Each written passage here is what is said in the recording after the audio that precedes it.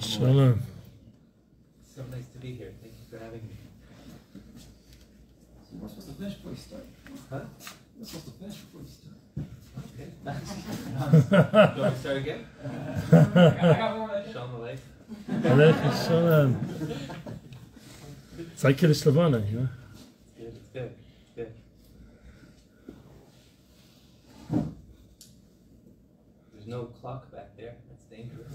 You have no clock in this whole building. No clock in this building. We've hit the timeless. It's a good place for me. I like it there. And we're after Yom Kippur, and we're here the next night, and that says a lot about you. Because you're here, you could be anywhere in the world right now. Maybe not anywhere in the world, but you could be other than here. And here you are, come together, and just the fact that we're in this room together, and there's a group of people who want to come and get spiritually connected as we're getting ready for Sukkot. Like Diana, like if that's it, we just came in this room to share our consciousness together, and we're weaving in and out of this experience. We've done good. So, again, thank you. It's supposed to be here. And I was thinking a lot about, and please, I realize that I speak softly, so if you can't hear me there, you'll tell me. Yeah? You're good? Okay. I spent my entire teenage years in a rock band, some of you know, and so there was always a microphone in front of me. So I didn't have to learn how to project. It wasn't part of my curriculum. So we do the best we can. So I was thinking about the different ideas and thoughts as we're sitting here, getting ready for what I think it's the microcosm of our life. I really believe that Sukkot, whether you call it Sukkot or Sukkot, I don't care where you come from, it is if I were to ask you, we don't have to go through everyone in the room, but I think if I were to ask you, what are the feelings you have or the thoughts you have around the holiday itself, I would be hearing things like happiness, and family, and unity, and joy, and fun, and nature, and like lots of you could throw some more at me, right? Oh, homey, it's bugs. Yeah. Bugs. Okay, maybe outside the bugs, or maybe with the bugs actually. They're like, if you were to think about what's the purpose of life, you get a lot of the same themes related to the essence of life. And all of the stars speak about how Sukkot is essentially what we're going for, the ideal world. And I think of Sukkot almost like the launching ground. It's like the beta program to our year. Like, how do we want the year to look? Like, we spent 10 days working out what we want to shift inside, and now we've got to go out and just live it and be it. And who are you going to be when you're actually at the table with everyone? And who are you going to be when things are going wrong, but it's still something, right? It's like a regular week, and we're experiencing what kind of joy are we going to bring into our experiences. So I was recently in Los Angeles. Actually, I spent a long time in the Happy Minute. I don't think it was okay, but I spent time there, which is kind of like the LA Shirat David. Yeah. And the morning of that Friday morning, I was there. I was speaking at a certain convention, and I had a really awesome experience. Really, by the end, I felt like I was in a golf jump store. I got up and I ordered the Uber to this convention, and I had to take two. I had to take one to my camera guy, and then I was going to pick him up, and then I was going to take a second one to the convention center, which is about half an hour away. And so I called the Uber, sent the app, and then he shows up, and he showed up in a black Tesla. I thought, hey, Hashem, take care of me, come to America, to Detroit, nice caravan. And I read the name of the driver, and it was Jorge. You know how to pronounce that? Jorge. Good. So I did too, because I'm from Southern California.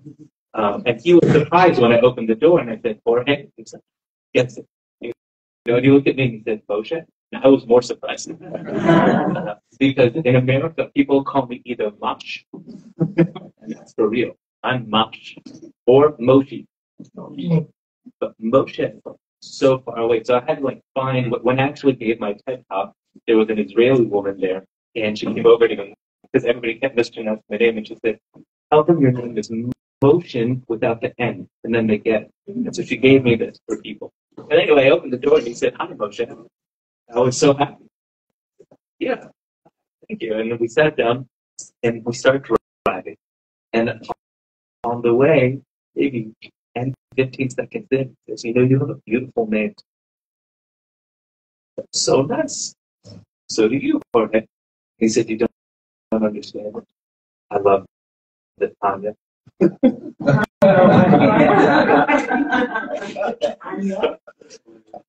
So I thought that was hysterical. So I'm like, half laughing. I was, me too, Jorge. That's so funny. And he goes, you don't understand.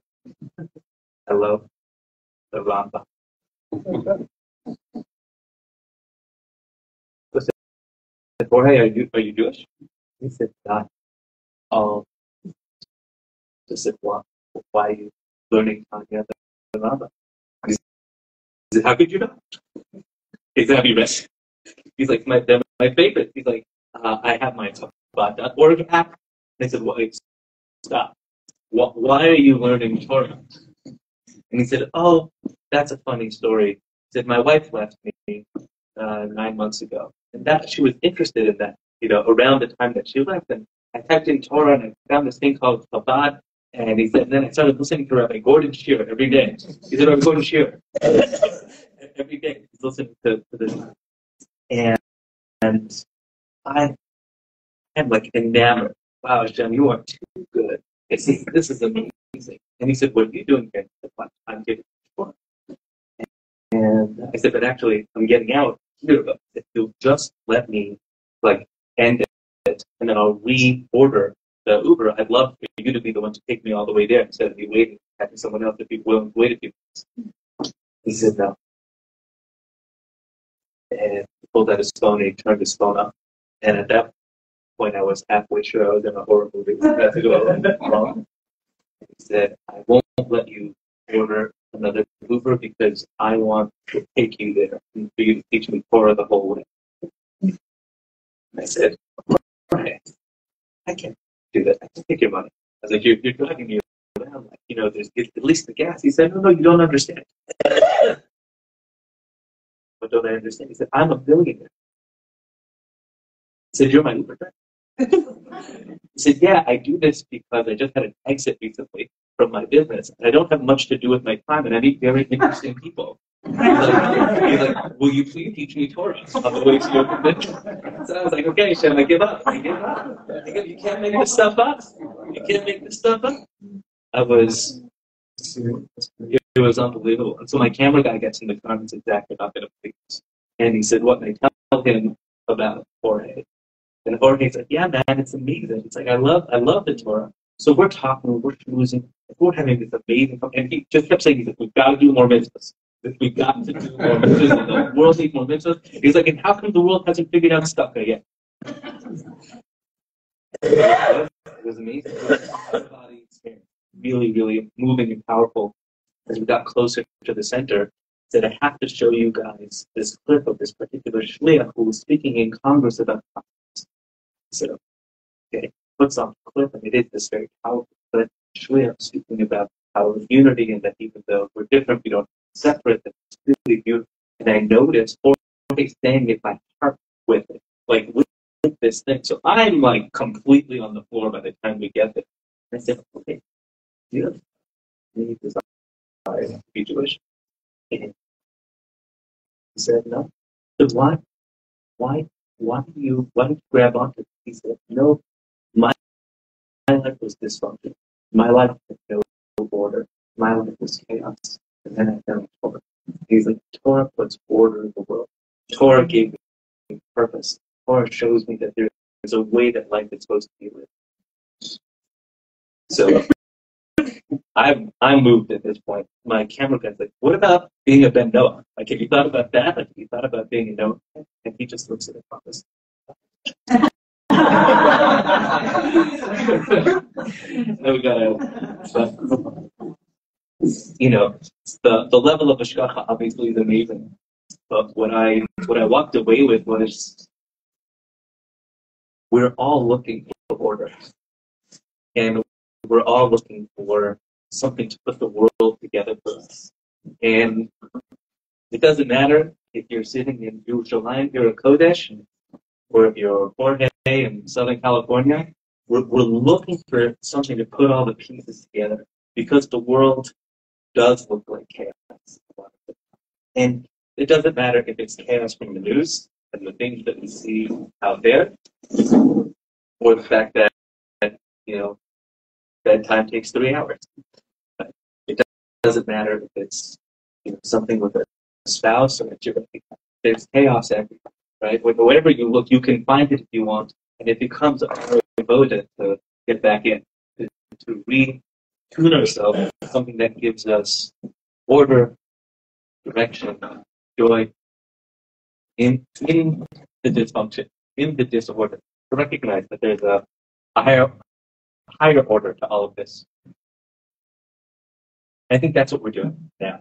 I think we've spent the last 10 days, more or less, remembering there's an order, there's a reason, there's a purpose, there's a guidance, there's something more. But the first 10 days of Tishrei are actually quite intense.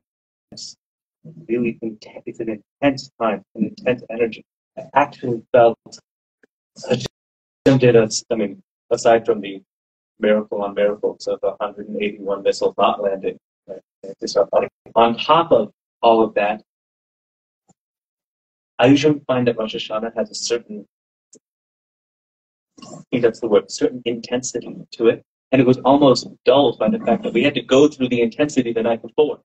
Like, it was so intense the night before, we were like, okay, the king, the Abba.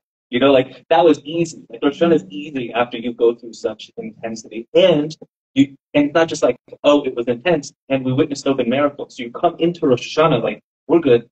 God's taking care of us. Life is okay, but it's still an intense time. So I think everybody kind of had to sigh relief after Yom Kippur and think, okay, now we can spend the next 4 days moving, literally moving our lives into a Sukkot. And so what are we doing? The world is called an Olam, and Olam is the greatest game of hide and seek. Right? Olam comes from the word Olam, right? Hidden. And sometimes we see it, sometimes we don't. Sometimes we find it, but it's the game. That is the game. And so Chazal gives 3 different names for Olam Hazeh. While we're here, while we're in this world, there are different ways that Chazal related to this life that we're all living. We think of it, we're all living like we're here. I was talking to a group this morning, and we were talking about how, let's just remember, we made it. We were born. We're here. We're having a life on a rock floating through space like that. That's already good. Like Dainu, lots of good. Right? Even when things aren't going the way that we would want them to, if we're still here having this conversation, that's good. Because I'll say Olam Hazeh is dark. There's a darkness here. It's our job to bring the light, but it's naturally called Laila. And so the Gemara in Shabbos says, it's like Olam Haba is like the day, and Olam Hazeh is like the night. It's like Laila. Why is it like Laila? Because it's what happens at night. What is night? It's dark. When it's dark, we lose perspective. When it's dark, we don't have a clear perception. So even though we're looking at something, the Ramchal and the Shirat says, this is one of the problems with night is you can be outside and someone can be walking towards you, you can be afraid, even though they're your friend. But if it's dark and there's not a light out, you can create fear. But it's an illusion. Like, if you knew it was your friend, you would never be afraid of that. And that's kind of the world we're in, where it's really easy to fall back, to forget that it's all working together. Right? That is itself part of Olam Hazeh. Thinking about Erev Rosh Hashanah, I know that being in the mamad with my kids, and they were very, very afraid. Right? As parents, we work really hard to keep a higher mind, but at the end of the day, they bring out the fear in you also, because they're so afraid. And it is real. There's things to be afraid of. But it's because there's moments where things feel dark. Moments where, okay, so now we're in hotness, a smaller, more limited perspective. The Zohar has two other names for this world. One of the words are Almad Shikra, a world of lies. Think of it as it's a world of illusions. Right? Things that look real, but they're not real. And it's not that this isn't real. This is very real, right? In Asiya, in this world, it's a real cut. What's not real is our projections. We have all these projections onto reality of what we think is real. And so what happens is we come into this world and we very quickly lose touch. So within the first 5 years, we start fading. And by the time we're an adult, it's very hard to remember that natural sense of joy, peace, and safety that a child feels naturally in most circumstances. That barring, any real trauma, a child up until a certain age, they just feel naturally joyful, safe, and happy to be here. And unless something's actually physically bothering them, they're okay.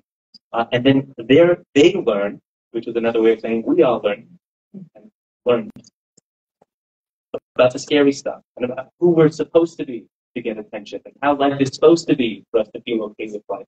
And what are all the have-tos and the supposed-tos and the shoulds and the needs and the addictive mental tendencies that we start projecting onto the world for things to be okay. And that's Alma de Shikra. Because it's not true. Because we're okay right now. In this moment, we're okay.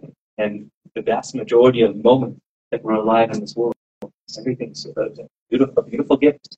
There are times where things are challenging, and it's our attachment to these really early onset patterns of things, seeing things. And Chazal called it, like throughout all of history, Chazal said, we have a yitzhara. We have a natural tendency to see things as broken, etc. And therefore, we want to try to fix our lives. We're fixers. We don't want to fix things. Right? So either we're trying to fix things or hide from fixing things. But that's what we're doing, because we assume that either we or the world's broken. And so we're constantly trying to fix ourselves in the world. And there's nothing wrong with trying to make the world better or ourselves better, but it becomes an addictive tendency that we become compulsive about it. So we start missing the world that's right in front of us. That's Alma Shikra. So why do we do that? So there's another language that the Zohar speaks about, which is Alma de Peruda, a world of separateness, where things feel and are experienced as separate, and which is fine, but that is part of Olam Hazeh. I sit here, you're sitting there, you're sitting there, and it feels like we're all separate. But that's not true, because everything's connected. Everyone's connected. And no two things are happening on this planet that aren't sharing a unified source. But it doesn't look that way, and it doesn't feel that way. And that's why things feel like chaos. Things feel like chaos that I don't see. I can't perceive how all the networks, just like we have these mass amounts of neural networks that are firing all the time and connecting everything in our brains. That's happening cosmically on the entire planet all the time, and not just on the planet, but in the entire universe, and not just in the universe, but in all the universes. Right? So there's this incredibly powerfully deep reality that we're privileged to, like, just the outer layer. So everything looks very separate. And from a place of separateness, that's what gives rise to all the fear and desire in our life. And that's what gives rise to all the ego in our life. That's what gives rise to anosi. Baal Shem Tov said that the main thing that keeps us separate from HaKadosh Baruch Hu is the anosi, the I, the me that thinks I'm separate from God, separate from others, the separateness. Anosi omed bein Hashem ubein, the I that stands between you and God. This is Moshe Gersht said. No big only to understand that the I is what keeps us feeling, thinking, and believing that we're separate. And when we're separate, that means we're vulnerable. And when we're vulnerable, that means we're weak, small, and in danger. And then the eyes unfold in that way. And I hope it's not a down. It's starting with the beginning. Like this is our starting. Hopefully we're moving the right direction. The world covers up what's real. That's what the world covers up what's real. So there's something more real. Not that this is it, but there's something more real. There's a line in a book that I appreciate, a book called Course in Miracles. And it says, nothing real can be threatened. Nothing unreal exists. Herein lies the peace of God. I love that. Just such a beautiful, simple way to put the whole sugya together. Nothing real can be threatened. Nothing unreal exists.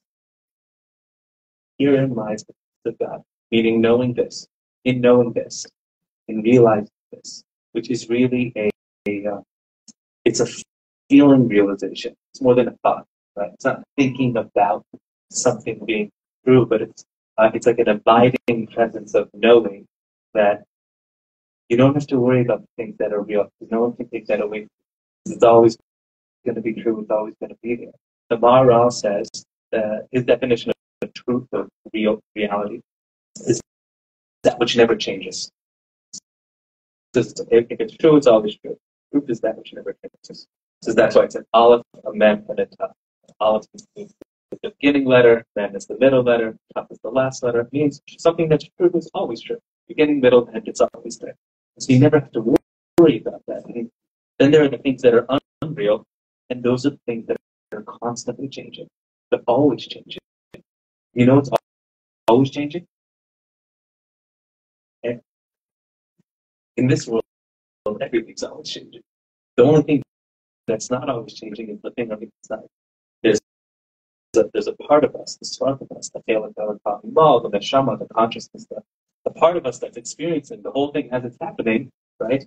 So, the body you were in when you looked in the mirror when you were 7 years old is not the same body that you're in today. That's a fact. But the you who looked through those eyes is the same you. Like there's a part of you that's real. You never have to worry about that part of you. And then there's a part of you that's unreal. And don't give it too much thought. It doesn't really exist. It's transient. It's moving. Without jumping too far ahead, that's one of the reasons why we're leaving our homes to go into the sukkah. Because the home is the illusion of stability. So the home is, and a sukkah is the reality of instability. That there are no stable structures in this world. That things are constantly moving. And that we have to be okay with that. But that part's okay because the part that's real, which is the love that we experience, the love that we share with others, the deep connection that we have, that's real. That's there. That part's the unchanging. So how do we get there? How do we tune back in to this wonderfully beautiful, powerful reality that's really there all the time? And it is the work of our life. It's not the work of a day, of a night.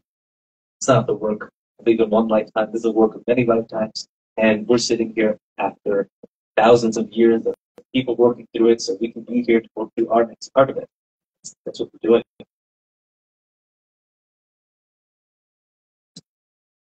So there's a medrash that I've been thinking about a lot. The last couple of years, I've been thinking about a tremendous amount. Avram Avinu, in the beginning of Parshas Vayera, famously, he gets really excited about bringing guests into his home. That's Parshas Vayera, excited. And everything he does, the Gemara recounts, like the Sukkot capture, and then the Gemara recounts, because he did this, there's going to be this certain reward and scar for the future of Israel. Because he did this, there's a different scar. Everything he did, right? And even how he did it. He asked his son to do it. One of the things he asked Ishmael to go do, because he did it through a shliach. So there's going to be certain things that are going to be done through a shliach later on, as opposed to directly through God. Right? There's a whole list of things that Avram did. And later there was World War IV. Interestingly, was when they showed up, the Malachim showed up, he put them under a tree. He put them under a tree. And the Medrash Tanchuma says, because he put them under the tree. Wow, because you did that, you're zocher to the mitzvah of Sukkot. So, the simple pshat is, you gave them shade, you get the mitzvah of shade. Deep in inspired. The Maggid Medrash was not thrilled with this understanding, and so he said that our understanding has to be deeper. It must be deeper, because it's actually not what the pasuk said. The pasuk didn't say he gave them shade; it said he put them under the tree. You can't even be in a sukkah under a tree. Like, that doesn't even work. So there must be something deeper going on. And he says, what's under a tree? Yeah, that's directly under a tree. What's under the tree? The Maggid Medrash says, what does it mean that he stepped them under the tree? Means he made them meditate on what was under the tree. He made them sit and go and recognize that there are roots under the tree which are the source of life and energy for the thing that you see, even though you can't see them, and you try to bring them out to fill the thing under. You can never actually see it while it's doing its job. And it's that's what reality is.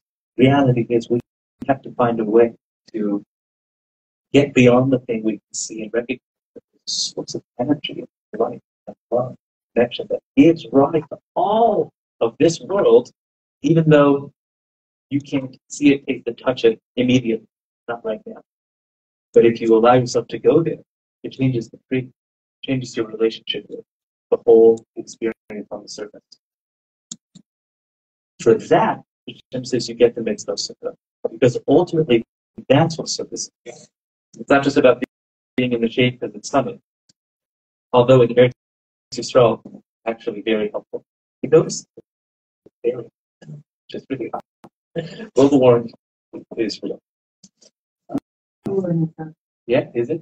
Yeah, it's actually just 20 minutes outside before we started, and you could convince me. So, under the tree, we should see beyond the surface. That's the main idea. The word sukkah itself has two meanings in itself. Right? Sukkah means not beyond the root of sukkah. Yes, exactly right. Sukkah comes. The first Rashi in the second sukkah says that the sukkah comes from the word tzach, sukkah, CK, which means the cover. So it's covering, which is the shade from the sun. Like a mask is the maseka, right? So where the sukkah is a covering, it's shielded. But deeper, Avram Avinu had a wife named Sarah. Sarah had another name, Yiska. Yiska means a couple of things. It means princess, like a Nesifa Sukkah. So there's an aspect of royalty here. And it also means that she was Socha Beruach HaKodesh. Socha means to see. It's a spiritual state. It's a deeper perception of reality. So even when things look one way on the surface, she saw it deeper reality. So Sukkah has both the meaning of to cover up, but also to reveal. And of course, the ideas are jointed because we say Shema every day. And the Sfarim say the reason we say the Shema every day is so we connect to the unity of the Shema, to see a world of perfect connection, perfect unity. And what do we do when we say the Shema? Cover our eyes. Why would you cover your eyes? You're trying to see everything together. The answer is sometimes you have to cover something up to reveal something. You have to cover something up to see something truer in the world.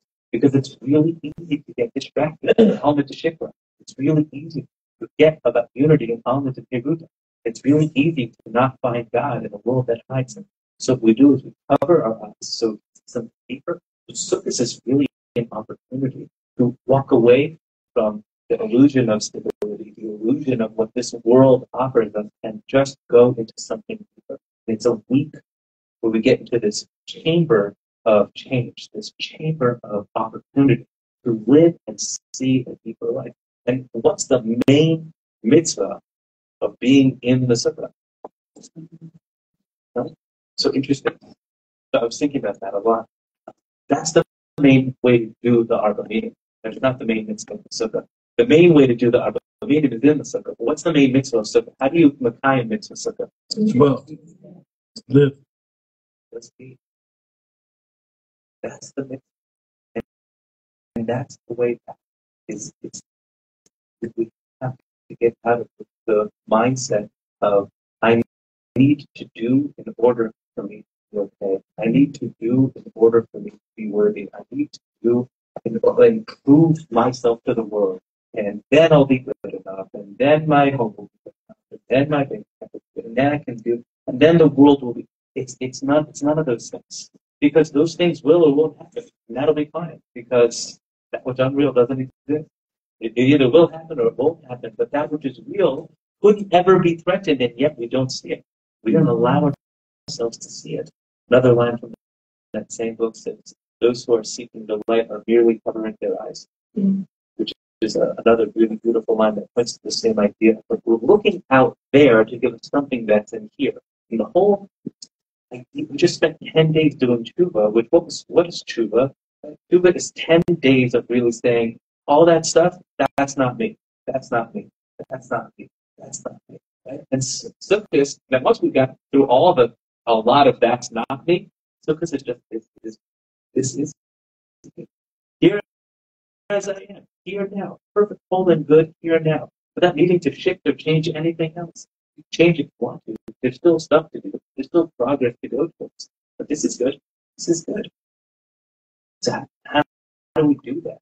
And that's the vision. So then, of course, the question is, well, how? And it's a trick question because the answer is, if you ask it, so we're missing it because we would just be. But we still have to ask how because we're so not used to being. We're so far away from being. But Dessler says the most amazing thing. He says, really, all of this and all of life is that finding ourselves. And he says, finding yourself can be done in one of three ways. It's an amazing thing. You think that the Baal Shem Tov said it for Dessler. He says the three ways to find yourself are either one, meditate. He's quoted it.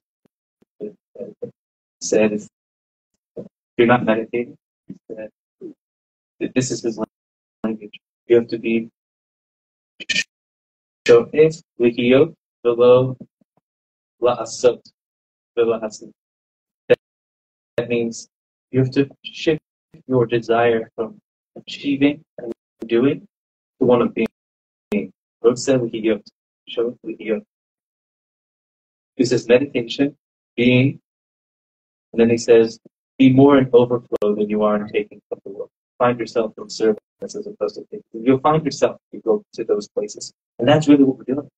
That's what the Sukkot is supposed to be. So how do we be a little bit more? This is maybe one of my favorite Torahs on the word sukkah and on what sukkah is, because I think it really points to the essence of everything.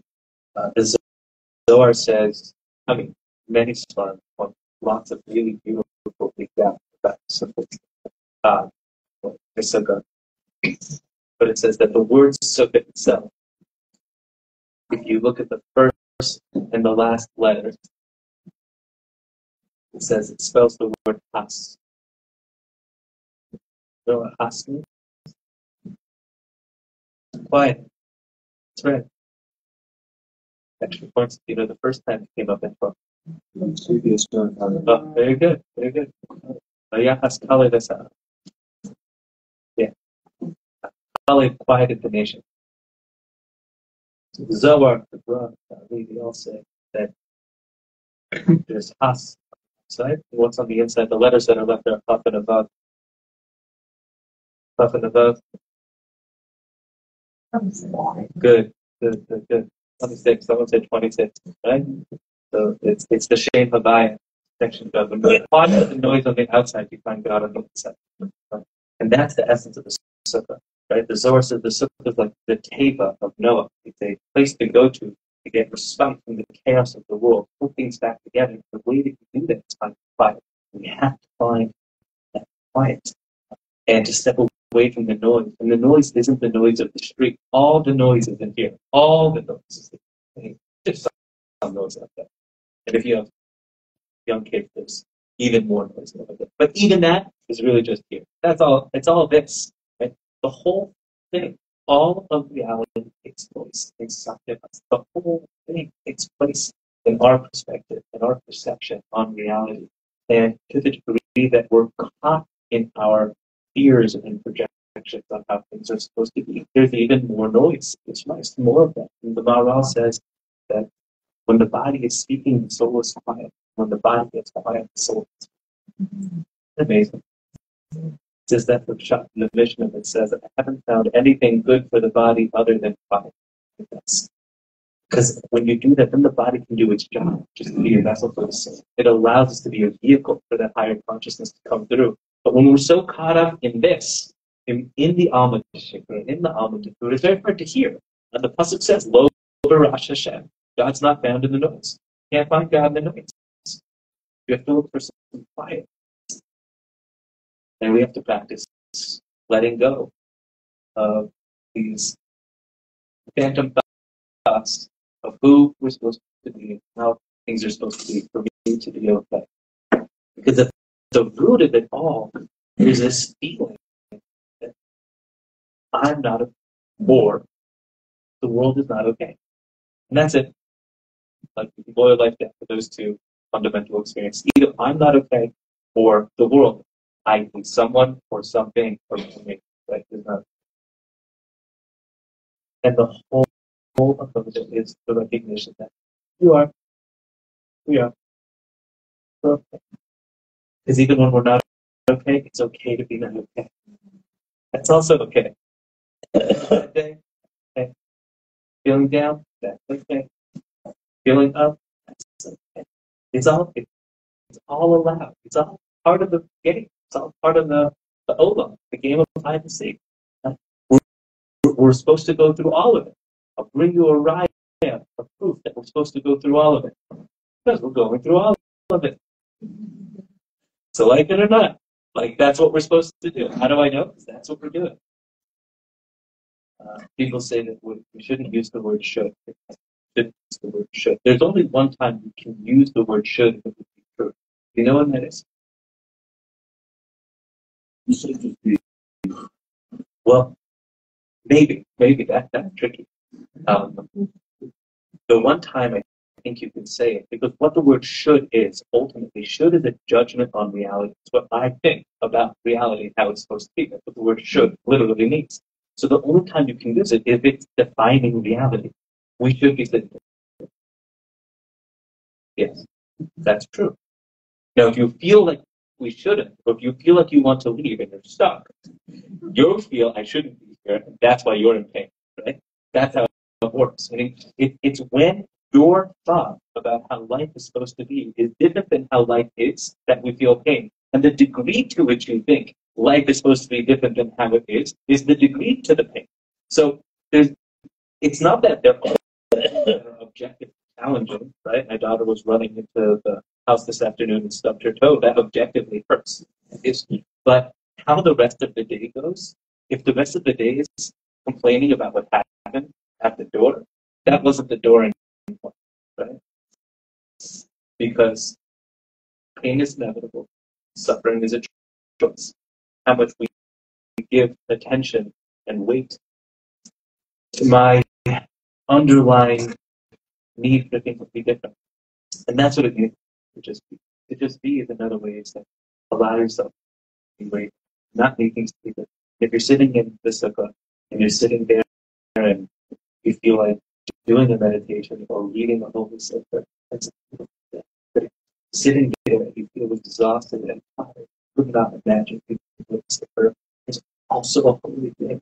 And we get 7 days to actually practice being holy, doing nothing. Being holy, doing nothing. And that's the beta for our life. We have to realize that's always true. That's why the last day we then go back into the home and it's still true. Like that didn't stop. It's not like you stopped being holy because Sukkot ended. It's Shmini Atzeres. It's just a very different kind of Sukkot. It's still holy. And then it's going to be Isra, and then it's going to be October 28th. It's going to be the end of, at some point, it's going to be after all of this. And most of us, most of the time, I can look back and go, that was so good. I wish it was still like that, because that was so beautiful and lovely. I'm like, when? We should have more of that. And the truth is, you can. You can have more of that right now. But we have to let go of thinking that that was the only good. We do the same thing.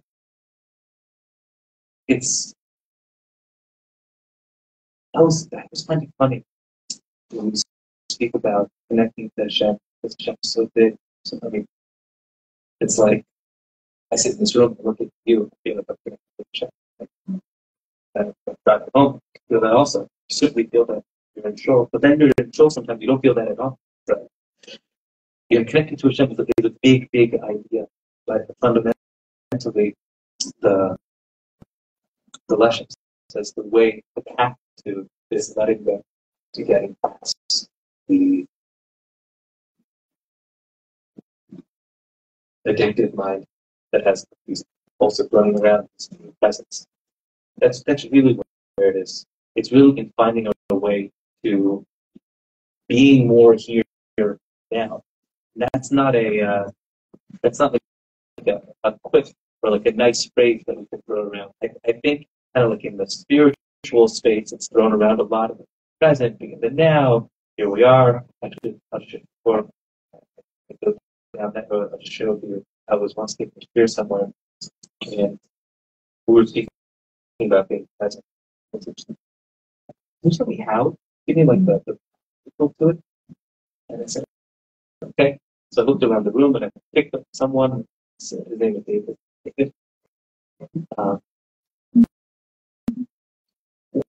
What does it feel like to be you right now?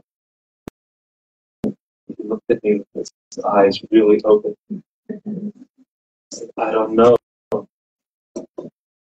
So I said, okay, wait. Not such a hard question.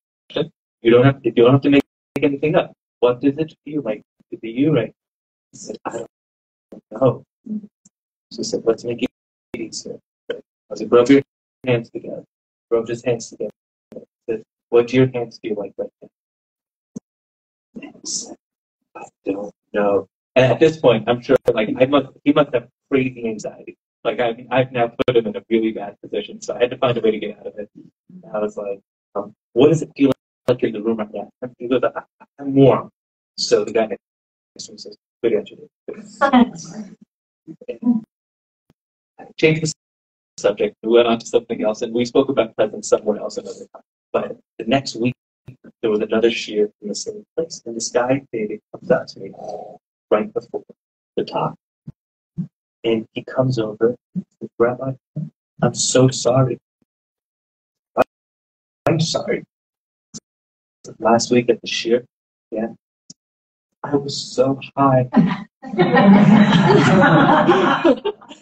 He's like, you asked me, what does it feel like to be me? He's like, and I blasted out my body. And he's like, then you asked me about my hands, and he's like, and there was light coming out of my hands. Like, it's okay. He's like, I don't normally do that. He's like, I had a bad day. This guy gave me this thing. So that's not the doorway to presence. Made for a great story, but I thought it was bad. But it is sometimes simple things. It's simply that to sit there and lots of different practices. Meditation means different things to different people, and Hisbodedus means different things to different people. But it means letting yourself go there, and letting yourself feel what's in your shoes. Letting yourself feel your body, letting yourself feel your emotions, letting yourself go to these places. And if it's joyful, let that be. If it's painful, you allow that to be too. It's really a beautiful, deep practice of allowing everything that is. And what happens when you do that is you start to experience more and more of a control. That's true.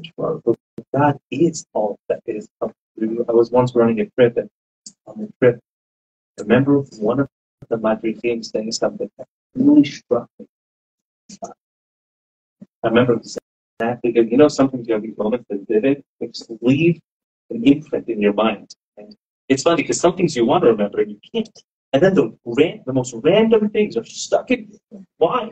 Why is that thing? This one seemed important. He was standing there, like, you know, we're sitting here and we're telling all these people about prayer and talking to God. He's like, but it's the funniest thing, you know? God never talks back. And he was serious. He was like, I do it because I guess that's what we're supposed to do. And I could not understand. Because isn't everything Hashem talking back? Isn't that your whole life? Isn't your entire life the dialogue? Isn't that the whole thing? It's not like Hashem never talks back. It's that Hashem never stops talking. This is Hashem speaking to you. Like, quite literally. I could say anything right now, and that would be what you're supposed to hear. It's not me. Just Shirat. You're there. You chose to hear. Somebody who wasn't supposed to hear whatever's coming through this tonight isn't here. That's how it works. So that only works if you're present. That only works if we allow ourselves to come into this place and into this space. I think that's what we're doing. I think that's what Sukkot is really for. It's this opportunity to go back to joy. Read Kohelah something. That always used to be funny to me. Because it's like, everything's meaningless, everything's meaningless, everything's meaningless. And we're like, somebody once said, we are meaning-making machines. So Jewish people are. Make meaning out of everything. Both drank at the same time. What that means is the matria of it's like everything. And yet everything is meaningless. Kol hava. Why we read that at the happiest time? And the answer is, yeah, that's the happiest. You are one step from despair and one step from liberation when you realize all the stuff out there. What a thing. Because we're still chasing something out there to give us joy. You can't have it. It's the one thing you can't have if you're chasing it out there. It doesn't exist out there. I was had a producer with a certain individual, billionaire. To me, really interesting. And I think all teachers know that. You know, their teachers, you meet the most wonderful and amazing people small of life. This is a person who, when I first met him, we sat down and said, okay, Rabbi, teach me something. Billionaires tend to be eclectic, sometimes they teach me something. And it sounded more like dance monkey. Like that's how it felt at the moment. So I said, I want to share with you an idea about happiness. He said, no. I said, why not? He said, I don't believe it. I never even heard that sentence before. I didn't know what that means. I said, what do you mean you don't believe it? He said, some people are born happy, some people are born unhappy. Conversation between some. Talk about trauma. There's some scars there. And I was young and foolish. Said, no, I'm going to teach you about happiness. So he was very unhappy about that. And he expressed it as much for a good half an hour. And the person who connected me to this person said, so how did it go? I said, I don't think it went the way that you think it was going to go. And he said, why not? I was like, well, you can talk to him. And I was right. And for a year and a half, this guy didn't want to talk to me. Like, it was like, oh, I don't want to talk to you. And then by some hashgach, no, he was out this way. Ended up getting one of my books, ended up reading the book, then we started running again. Your book changed my life. I now understand what happiness is. I now understand that the last 70 plus years of my life running in the wrong direction is that when we talk about happiness. It's pretty amazing. I was moved by the fact that you can be in your 70s and still get something new, and your whole life can still continually change and evolve. This is amazing. It's amazing. It's amazing to see. Let's go have it. And that's why we read it now. Because if you really want to be happy, you have to let go of our attachment to something out there is going to make me happy. The feeling of then I'll be okay. Then I'll be okay. You have permission from me, sport, you have permission to be okay for now. You're allowed. You're allowed to be okay when things are good. You're allowed to be okay when things are bad. And that's all under the gather. That's the Gam in Gam Zulatov. We say Gam Zulatov. Gam means even though sometimes it doesn't feel good and it is bad, but hold space that it's also good. That's also okay. That you're not feeling okay. Right? This year we went through things that people shouldn't go through. Sons, daughters, mothers, husbands, wives, grandparents, people went through things that we shouldn't have to go through because of the pain benefits. And that's okay. Like that. We have to be able to say, okay. It's okay to be in pain. It's okay to feel afraid. It's okay to think, should I sleep in the sukkah this year?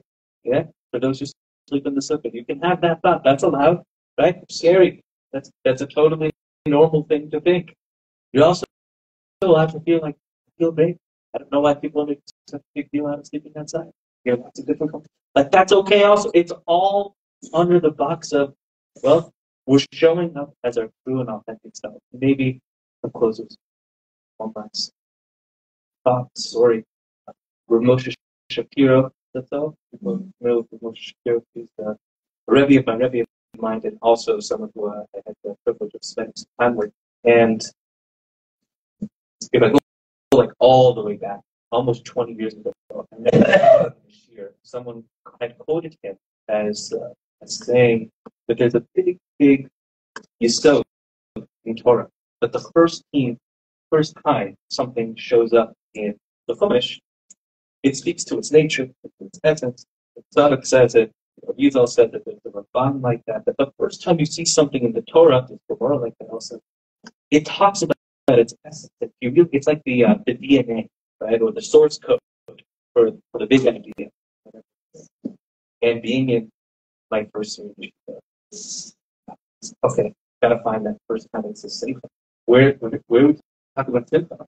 That's what we're here, right? Like everybody wants to be happy, right? You can't talk to anybody who doesn't want to be happy. Like, what's the secret to happiness? Anybody know? First time it said simcha in the talk? Earlier? Earlier. It's hard.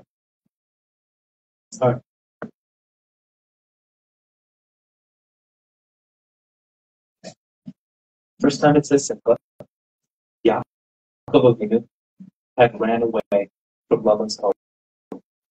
And Laban chases after him in the middle of the night. And when he catches him, he says, why did you run away in the middle of the night? Had you told me you were going to leave, I would have sent you the simcha. Laban? You're probably lying?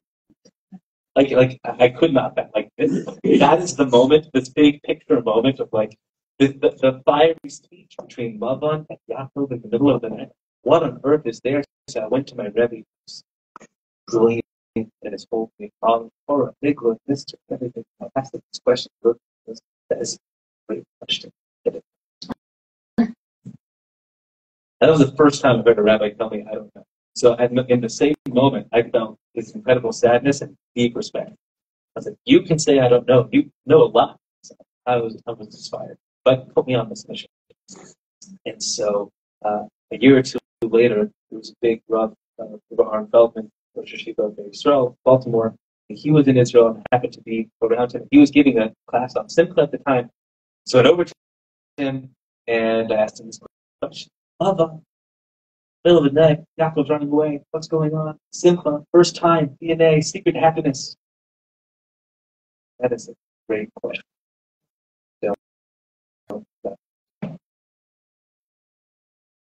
So, looks like most of us here are from America or something about America. But there's this game called baseball. So I feel like 3 strikes you're out. Like there had to be someone who understood it.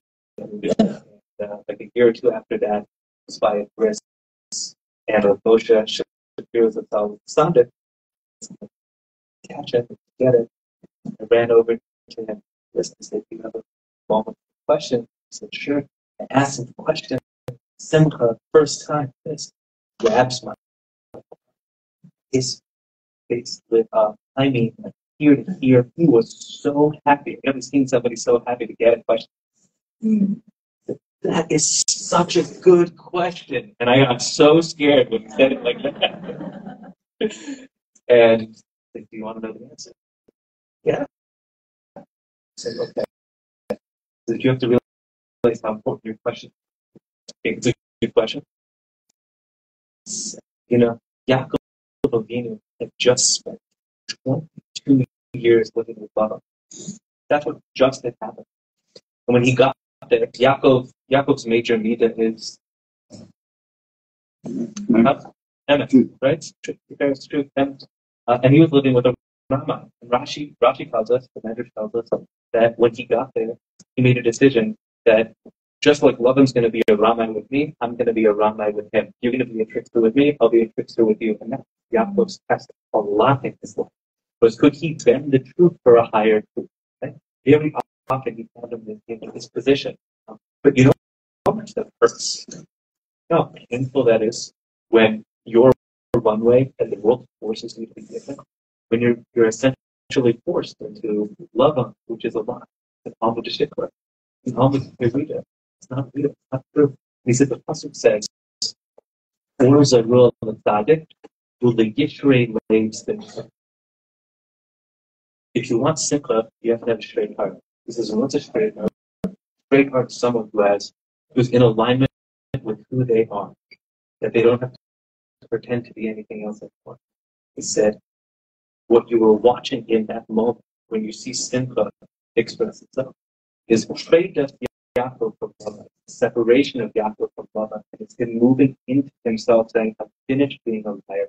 I'm finished being someone because of someone else.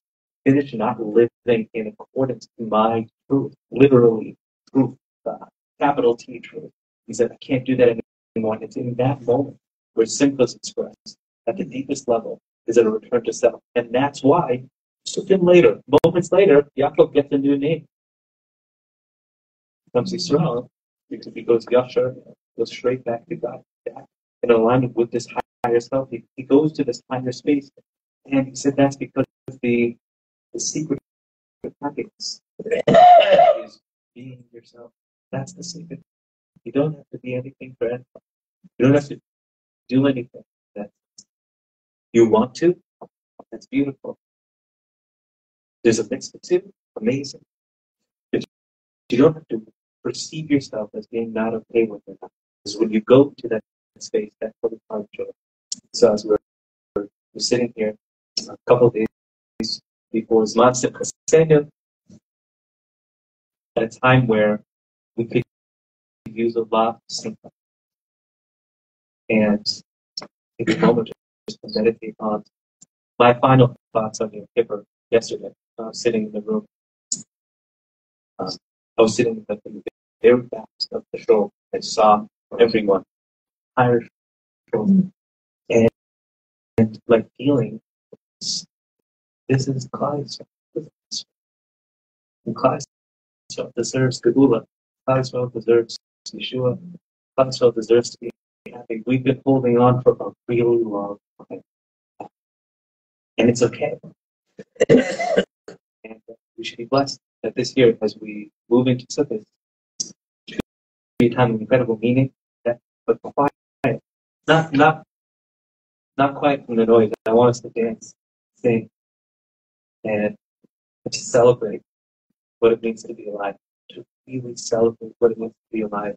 But the only way to celebrate life is to quiet down the noise that keeps us separate. We don't need to be separate. Not separate from each other, not separate from Hashem. And at the deepest level, not separate from ourselves. So we should have that bracha, and we should overflow. Right.